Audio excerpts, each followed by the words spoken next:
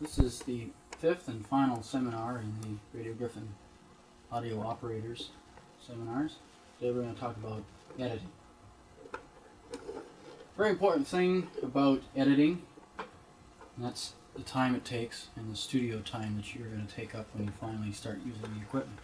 You can cut down a lot on your studio time by knowing your material well and in advance. Now, I have over here a script of one of the productions that I did. I went down and recorded Jackie Washington at the Carden Street Cafe. When I listened to the tape that I had made quite a few times, I made an actual script of what was on that tape, so you can see he did some talking, nice to be back at the cafe. He did an intro to the song, and then he did 3 songs. And I made some notes there about that I could eliminate the winter again, and there was poor production on She's a Girl for Me.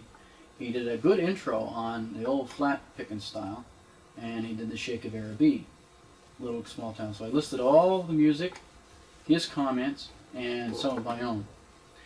Then I decided which things I wanted to choose for my 1-hour tape. First of all, I was going to do an intro myself. I went down to number 1 here. I'm going to do Rusty Dusty Blues. So I bypassed completely his introduction. Take number 1, Rusty Dusty Blues, and then I went to good intro, old flat pickin' style, and the Shake of Araby was number 2. I skipped down to the intro, and Piggy Went to Market for number 3. Number 4, Just Because You're You, and I put in my own insert here. I had interviewed him, and this is one place where I was going to put in a part of the interview. Then I went down to number 5. Then I skipped all the way over to Sweet Georgia Brown. Another insert where I had interviewed him. All these songs, 12, skip a few, another insert, and then back down to here. And I had these timed. So that was my script. It's a little haphazard, I know, but you can make a much better one. But I knew my material, I knew what I wanted to do, and I could go straight at it. Okay, 2 ways of editing tape: dubbing and splicing. I've got some machines set up here for dubbing. Let's go over. I've got 2 Revoxes set up. Now you can do this with a console, or you can just set up the 2 machines, 2 portable machines. There's nothing wrong. Instead of 2 Revoxes, you could have a cassette from an interview and the other Revox. So I've got 2 tapes that I want to put together. This tape and the one that's already on there. So I'm going to engage this one into record. There we go, and play. We should see those meters. There we go. Now, if I'm listening on the headphones, I can hear what I'm doing. There's some things. Okay. Now I'm listening to the headphones down here. I know where I want to stop.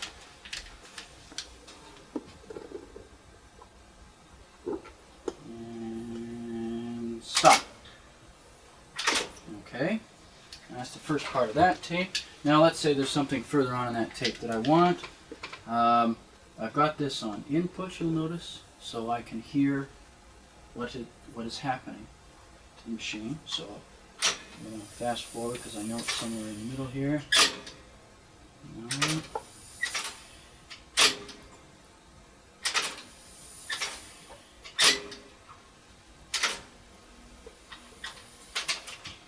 And simple cueing, as you're familiar with. Okay, that's what I want. Now this is going to have to be very tight. I'm going to have to engage it into record and then hit the play button. So we'll play. There we go. And I know where I want to stop. That's roll. Okay. Now I'm showing you a very rough approximation of how this is done. It's essentially from one tape to another.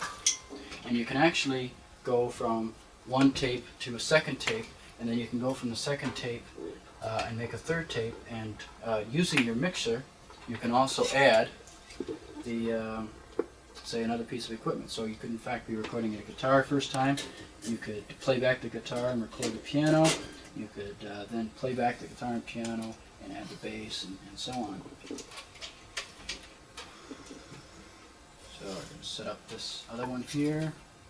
I'm going to add to the end of that.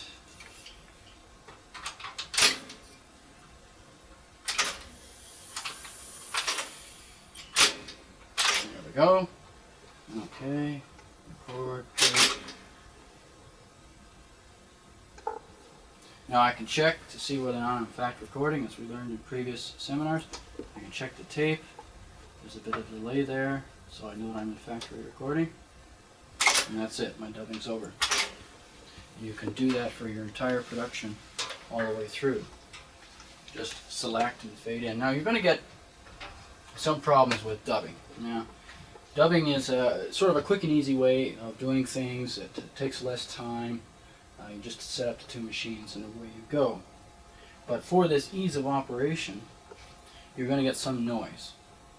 Every time you start and stop a machine, you could have a click.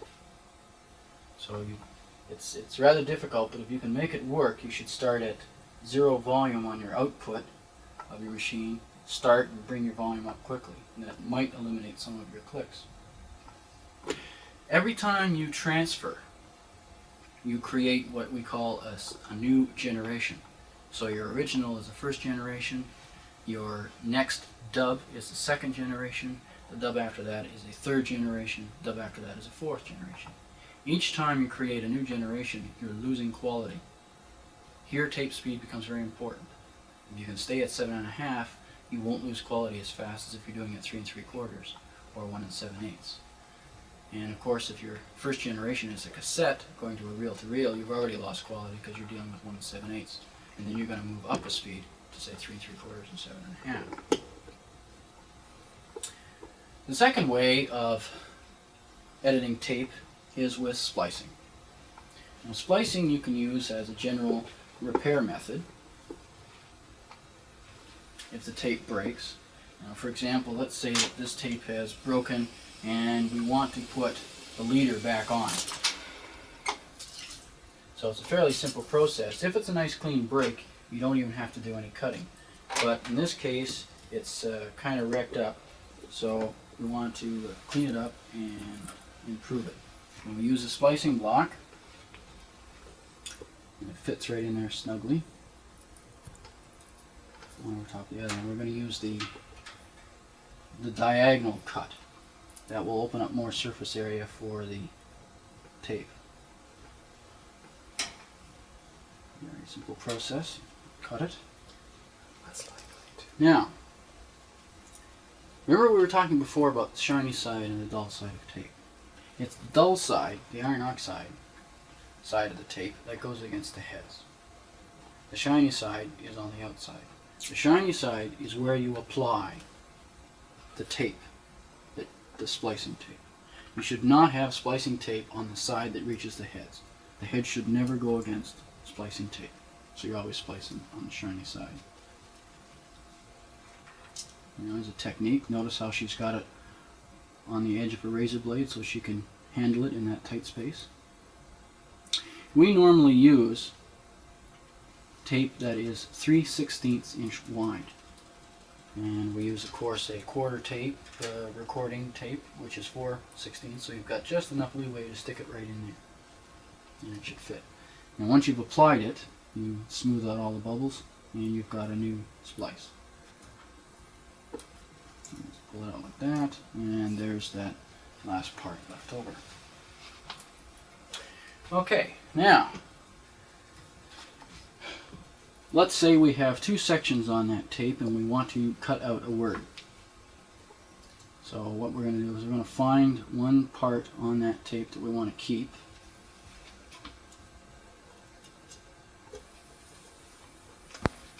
And find the part that we want to eliminate.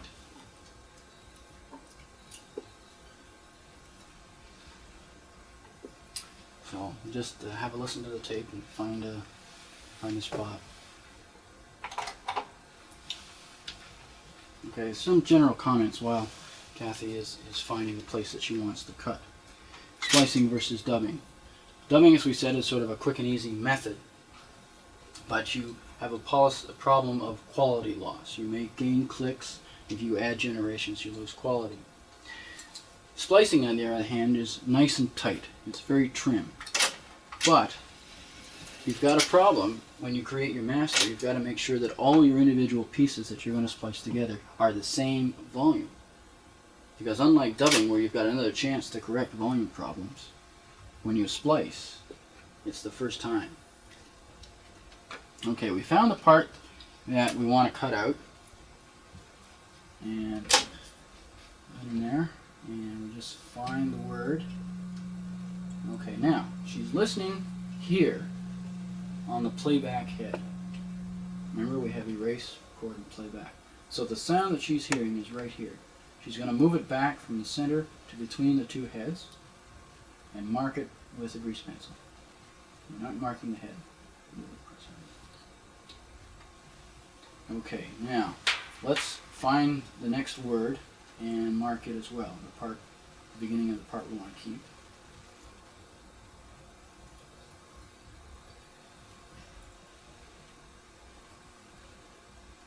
That's it. Okay, move it back just a bit. Okay. Now the area between those two cuts is what we want to take out. Okay. So just pull them out. And we're going to be cutting out a word when we do this. A couple of things about technique while you're watching her splice. Oh, that tape there. Yeah, we can get rid of the headphones. Don't make your edit unnatural. When you're doing splicing, you can put people's words together lickety-split. And that's unnatural. People have to take breathing spaces every now and then. So when you're splicing two sentences together from an interview that may be 4 or 5 minutes apart on your tape, let the guy breathe a bit, and it'll sound more natural in your final production. Don't have him end one sentence and immediately start into the next. It's not natural, and your audience will recognize that it's just going too fast. When you're making an edit, when you're editing your tape, you often have to do an intro and an extra, and you should explain what's going to happen in this production, and at the end you should explain what did happen. It's your basic University of Guelph essay format. Explain what you're going to do it, and then at the end you explain what you have done. You can do an intro yourself, writing out what it is that you're going to be talking about, and then go straight into the production. But let's say the thing that you want to talk about is yourself doing an interview. So you've got you in the studio creating a first generation intro, and you on tape, which you're going to dub, which is going to be a second generation. Now your audience is going to know the difference in quality between that first generation and that second generation. And you shouldn't let the audience be too aware of the change in these generations. Now one way you can sort of fool your audience about the change in quality is by going to something quite different. And because it's quite different, they'll accept a change, and they won't notice as much the background change because you go to a new generation. So if you're doing an introduction, don't introduce yourself on tape. Introduce your interviewee. So instead of saying, I interviewed Joe Blow, and then go on to tape and saying, hello Joe, what do you think? You should in your intro say, I interviewed Joe Blow, and the first question I asked him was, how does he feel about? And then go straight to his answer. You'll change generations when you go into his answer, but you'll make enough of a change, i.e. from you to him, that your audience won't know the change in the generation as much. And the same when you're coming out of the interview. Don't go from yourself second generation to yourself first generation. Okay, often you have a problem with time. And the function of editing is, one, to get out the pertinent ideas, but also sometimes reduce it down. You've got a 1 hour production, and you've got to reduce it down to 30 minutes. you've got a choice of things to cut out. But let's say you've got a few things you just don't want to cut them out. They're really pertinent ideas. Well, sometimes what happens in a lecture or in an interview or in a discussion takes a long time to happen on tape. But you, by summarizing a few of the pertinent facts, can reduce the time down. And then you take small selected clips to verify to your audience that they in fact said those ideas. So you can reduce time by summarizing yourself. You, the editor, come on in the tape and say, the panel discussion was also concerned about the effects of so and so and so, and some of the ideas, points they raised were blah, blah, blah, blah. Here is Joe Blow explaining his position on the quality of. And bang, one sentence. Mr. Lamarck also suggested that rat's tails should be cut off. Bang, into his suggestion and things like that. So you can reduce time by summarizing. You can also gain time in your summary and your introduction. If you've got a 50-minute production that you want to make an hour, you can have a 5-minute introduction and a 5-minute conclusion, and you can make 60 minutes. You can say, in this interview, you're going to be hearing Joe Lamarck talk about cutting off rats' tails, and then bang, his, a brief thing that he says in the interview about how he feels that rats' tails can be shortened by cutting them off over succeeding generations. And then you come back and say, well, certain other Darwin philosophers feel that you can't do that, and then bang, an extra. And now, folks, we have the full text of the discussion. And you do the full text with your edits, and then the extra. You've heard on our production today, Lamarck suggests that cutting off rats' tails will reduce resting, blah, blah, blah.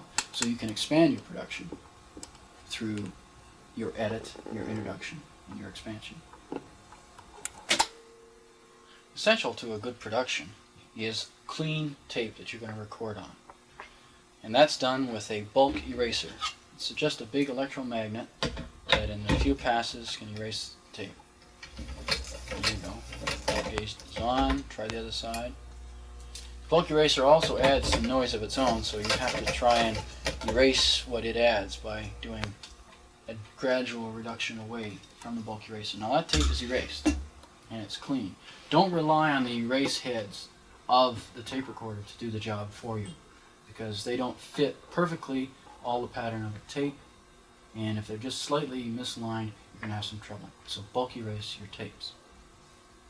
Just to run down some of the techniques we've talked about. Introduce your productions. Tell your audience what they're going to expect. Perhaps even include some excerpts in your introduction. Then go ahead and do your production, and then extra it, what you heard, and perhaps even some excerpts from the discussion on some of the more pertinent points in a little summary. An audience doesn't have that much of a memory. You might be able to hold them for 5 minutes. So you have to keep telling them who these people are in your production. Dr. So-and-so, head of the department, also said, blah, blah, blah. And then 5 minutes later, introduce them again, because they're not going to be sure who's this guy Joe Blow. So keep telling them what it is, who he is, what he represents. Also, remember about the change in quality when you go from one generation to another generation. And if you're going to make that change, make it a dramatic change. Don't go from you first generation to you on tape second generation. Make your production and your edit such that you go from you first generation as the introduction right to your interviewee or the panel discussion. Or if you have to, put a little stringer of music in there in the middle and then go to you on tape. And that'll be enough of a change to set your audience up. You can reduce your production or expand your production by summarization. You actually come in the production and do essentially a middle introduction. What's happening next, or what happened in the next couple of discussions. Include a little précis of the discussion just to prove to your audience that they in fact did say those points. And finally, don't waste studio time. Know your material, know what you want to do, create a good script. Take it home with you, study it, you know what's coming up, time the pieces that you want, time the total production, and get a good idea of how much you're going to have to keep and how much you're going to have to retain.